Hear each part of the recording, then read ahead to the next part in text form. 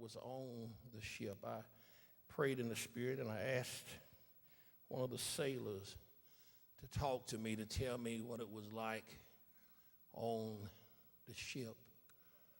And his name was Joppa, the port they were at. And he said that the day started like any other day. Their routine activities, getting ready to board.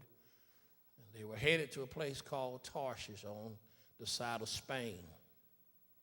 And there they were, mopping and cleaning and making preparations, packing, making sure all the cargo was in place for the ship, and they were about to sail off. And suddenly I saw a man running toward the ship, waving it down. His hair was matted to his head. His robe was wet with perspiration, desperately trying to catch the ship before it left our port. And as he made the ship, we asked him, "Where are you going?" And he just said, "Anywhere but Nineveh. I don't want to go there."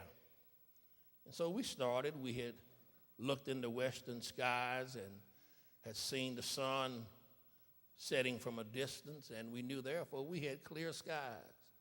Seemed like it was going to be a regular trip.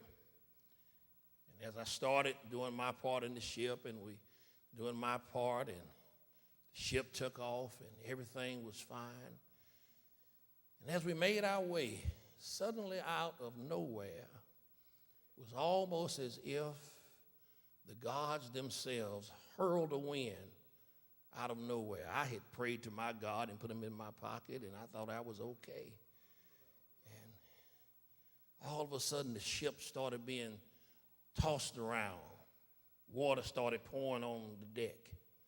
And we tried our best to row the ship and control it. But after a while, it looked like the ship was more controlled by the water than by us. And so I took my God out and I prayed to him again, and because I carry him everywhere I go. And I said, "Help us." And I went back to work, and the more I rowed and the more we rowed, the more the ship was just being smacked. Who do you call on in the storm?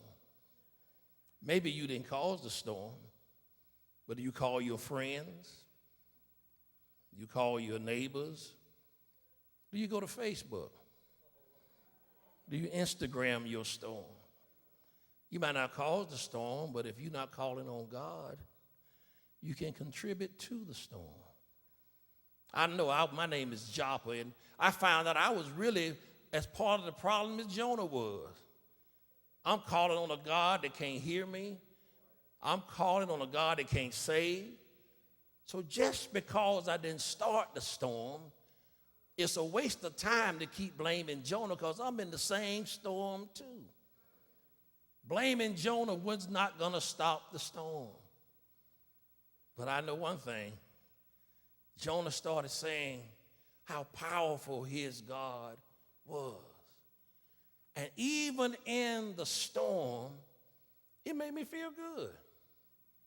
Storm's still going on, but he said his God. I learned in the storm that when everything going perfect, you don't need a whole lot of help. It's in the storm when you need help from the Lord. So in other words, instead of putting my eyes on the storm, instead of putting my eyes on Jonah, I learned to put my eyes on the Lord. And I found out that when I put my eyes on him, my help was on the way.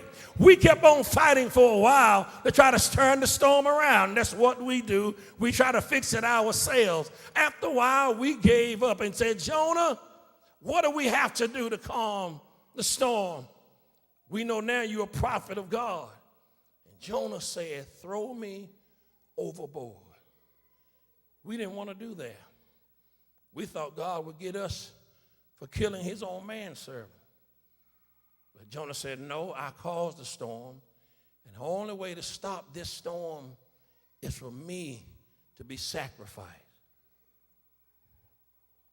So we reluctantly picked him up, threw him overboard, and the storm ceased.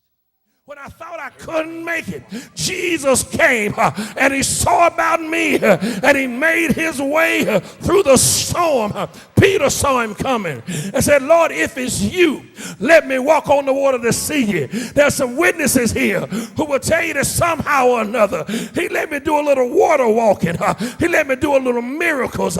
He let me make some progress. I may have failed. I may have went down in the water, but thank God when I failed, I had enough sense to call on the name of Jesus.